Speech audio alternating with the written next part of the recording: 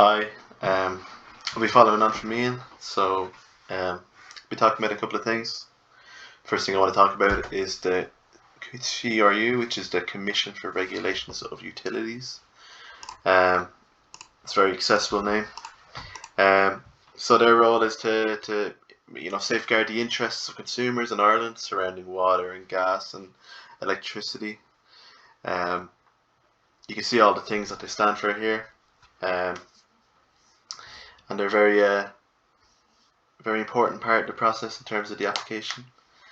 You can see down here we have a supply license application of €254, which is negligible to the overall cost, but it's a cost that the accountants are taking very seriously.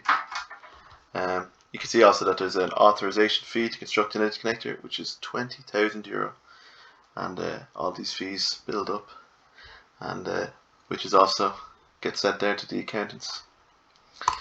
You can see some here, just some kind of some overview of kind of wind energy in Ireland, or in Europe, I should say.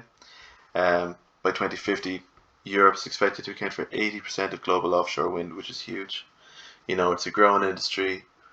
As more and more, industry gets geared toward wind, and more factories start producing parts, and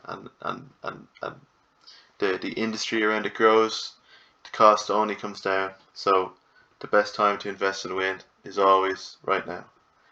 There's not a lot of expertise when it comes to wind energy in Ireland, so we will have to look abroad for some of the labour pool in order to train up electricians and structural engineers, that kind of thing. It's a growing industry, and it's one that we hope to grow in Ireland. Huge untapped potential, power of wind. It's out at sea, not in anyone's garden. No one's going to be giving out. At least we hope not. You can see here cable sizing, and the type of cable that we're using. 630 square cable. This is all underground, of course. Cross-linked polyethylene. It's about €321,000 per kilometre. It's all underground. This is where we're going to get onto the grid. It's going to be at Vassar Row substation, plenty capacity. Just next to Bray. Next we want to talk about is the safety on site. Huge part of any kind of construction job is going to be safety. Something there's not a huge labour, as I said before, there's not a huge labour pool surrounded, so we would have to train up a lot of people. It's something that we would like to do for the community, train up a lot of people to work on wind power plants. The huge issue is slips, trips and falls, the number one cause of accidents on site. Get people, aware of the dangers of working on site, especially out at sea. You'll be working at heights, wind turbines, of course you're going to be at height, around, moving machinery. A lot of people wouldn't have, it's something that we would like to improve, noise exposure.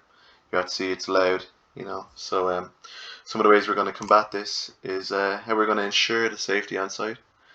Number one, employee awareness. There's going to be everyone's going to have to fill out a form at the start of the week to outline the work to be doing, how they can do it safely, all that kind of stuff. The safe working practices that are going on the site.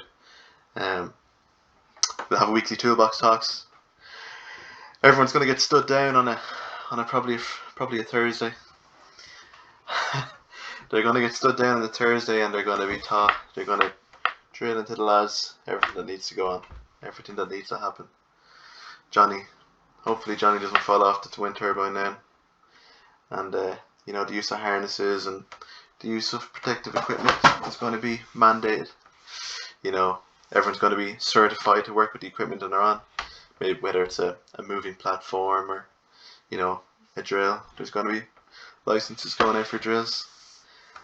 And that's what I want to talk about, and I'll hand you over to Tristan, where he's going to talk about Mr. Simon Harris here. Thanks.